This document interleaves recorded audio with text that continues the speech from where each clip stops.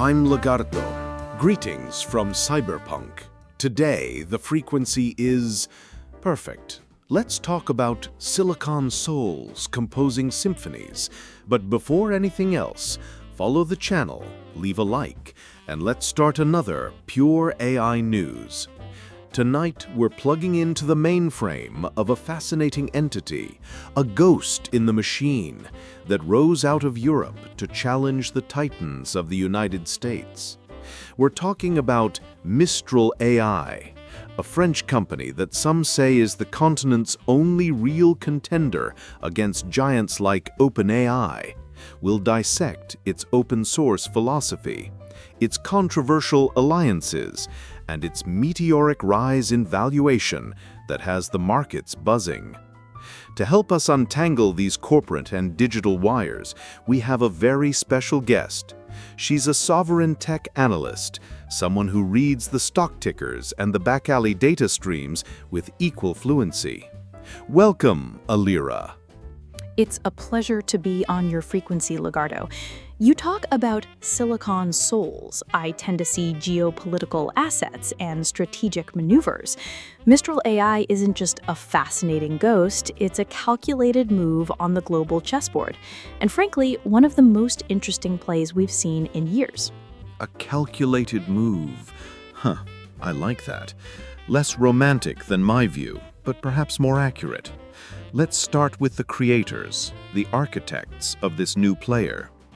The three founders are alumni of America's tech royalty, Google's DeepMind and Meta.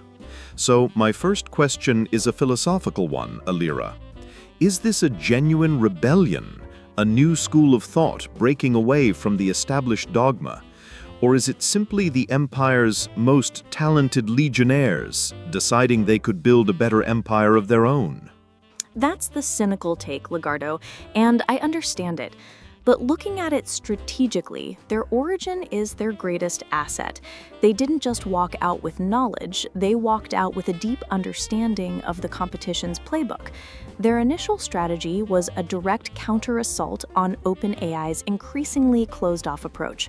Mistral's slogan was about placing cutting-edge AI in everyone's hands, which was a clear shot at their rivals. They did this by making many of their early, powerful models open source. For example, Devstral, their coding model, is available under an Apache 2.0 license, which means anyone can use it commercially without restriction. That's not just a philosophical statement, it's a brilliant market penetration strategy. It builds a community, fosters rapid adoption, and gets developers on your side from day one. Ah, the community. The masses, a powerful tool for control, as Foucault might say.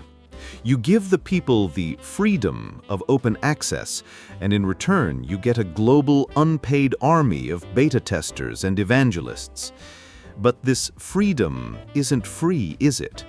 This supposedly independent green European lab is fueled by staggering amounts of very traditional, very American capital.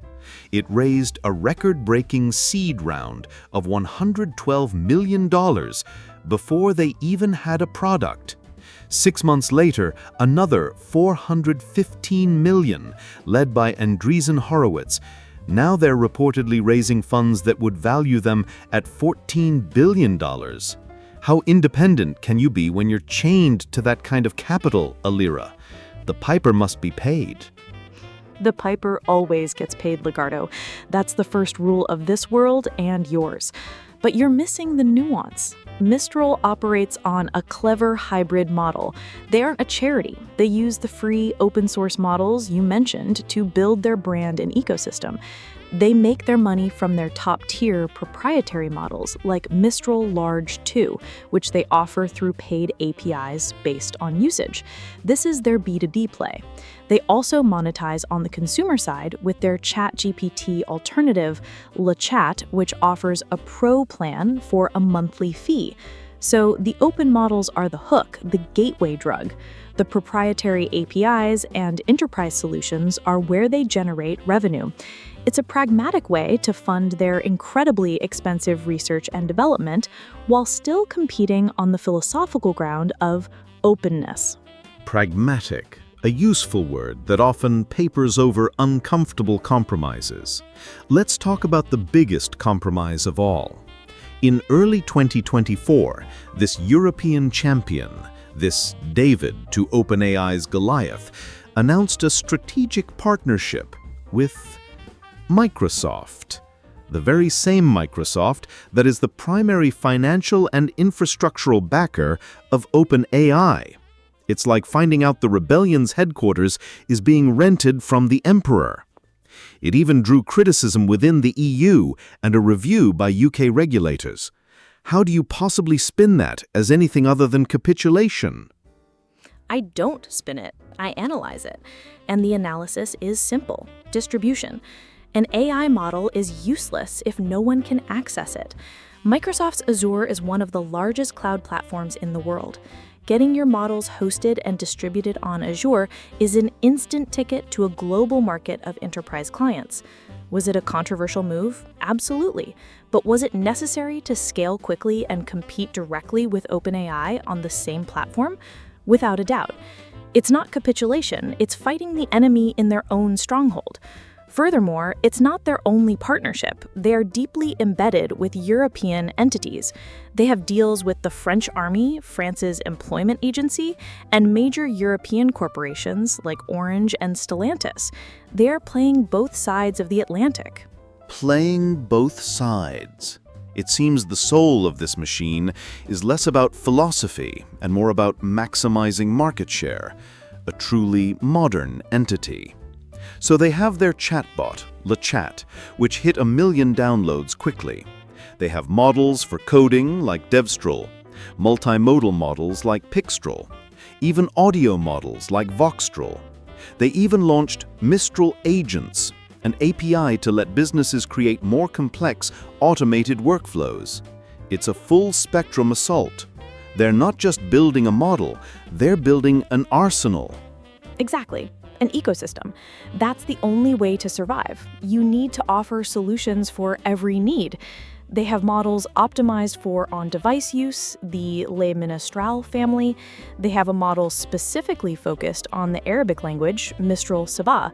They're even moving into agent-based AI, launching the Mistral Agents API to let businesses create more complex, automated workflows. It's a comprehensive strategy designed to build a wide, deep moat around their business that can't be easily copied. They're building a platform, not just a product. A platform, a structure of power. So we have this beautiful, complex machine, Alira, a supposed champion for Europe, born from American tech giants, built with American venture capital, and distributed on American cloud platforms. It waves a flag of openness while keeping its most powerful creations under lock and key. In the second half, I want to dissect what this means for the actual users, for the people down here in the chrome and shadows. Are they being liberated, or just choosing a new master with a French accent? That's the core of the debate, isn't it? Master versus choice. From my perspective, for the longest time, there was no meaningful choice. The AI development space, especially at the highest level, was a duopoly of American giants. The emergence of a credible European player like Mistral introduces competition, and competition, at its heart, is a form of liberation for the end user. It forces everyone to improve their products, be more transparent, and offer better terms. A new master? No. A new option on the table? Absolutely. And that shifts the balance of power, even if only slightly, back towards the user. A fascinatingly optimistic view. So let's talk about this option. For the average person on Earth, the most tangible part of this is their chatbot, LeChat. It's their alternative to ChatGPT. Beyond having a French accent, as I joked, what does it actually offer the user? Is it just a reskinned version of the same fundamental technology? Or is there a genuine difference in the user experience that makes this choice meaningful? It's becoming more meaningful with every update. Initially, it was a solid but basic chatbot.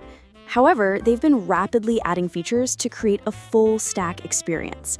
They introduced a deep search mode, enhancing its ability to reason with complex information. They added projects, which is a workspace feature allowing users to group chats, documents, and ideas. This is a direct move to make LeChat not just a conversational tool, but an organizational and productivity hub. They've also focused heavily on native multilingual reasoning and advanced image editing.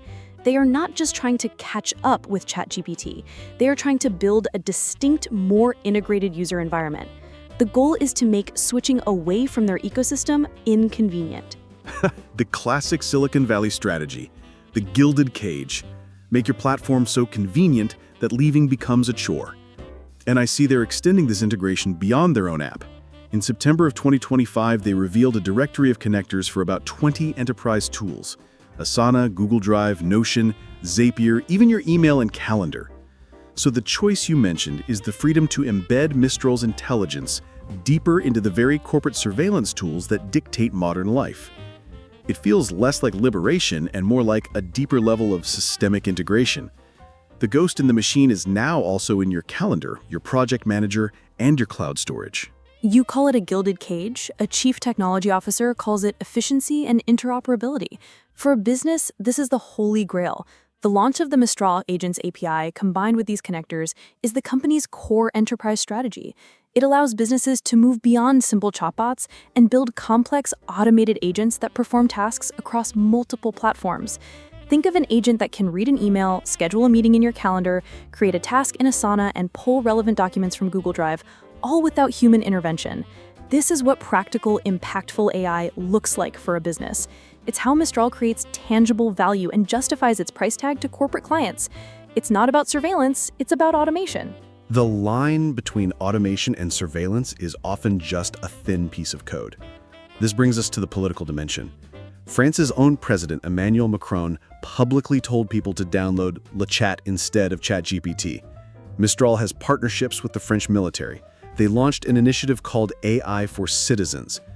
There's a point where a private company stops being just a company and starts becoming an instrument of the state, a national champion.